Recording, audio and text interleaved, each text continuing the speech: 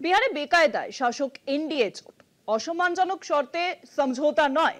এখনো অনড় চিরাগ পাসওয়ান কিন্তু এই মন্তব্যে। তিনি বলেছেন, আসন সংখ্যা পুনর্বিবেচনা করা না হলে এনডিএ জোটে থাকবো না।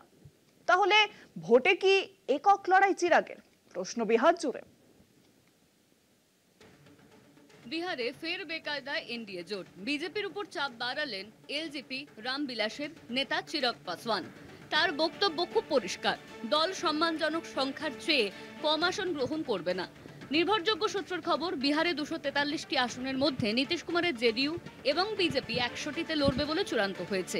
বাকি আসনগুলি চিরাগ পাসওয়ানের এলজেপি, প্রাক্তন মুখ্যমন্ত্রী জিতন রাম মাঝির হিন্দুস্তান আওয়াম মোর্চা বা এইচএএম এবং প্রাক্তন কেন্দ্রীয় মন্ত্রী উপেন্দ্র কুশওয়াহার রাষ্ট্রীয় লোক মোর্চার মধ্যে ভাগ করে দেওয়ার সিদ্ধান্ত নেওয়া হয়েছে।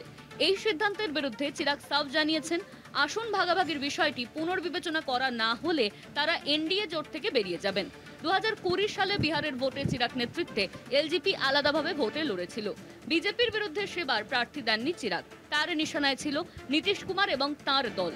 2020 সালের ভোটে মোট 134 আসনে লড়লেও মাত্র একটিতে জেতে চিরাগের দল। পরবর্তী সময়ে দলিত পাসওয়ান গোষ্ঠীর ভোট চিরাগের দিকে ঝুঁকেছে টের পেয়েই 2024 লোকসভা ভোটের সময় ফারজকে সরিয়ে চিরাগ পাসওয়ানের সঙ্গে জোট করে বিজেপি।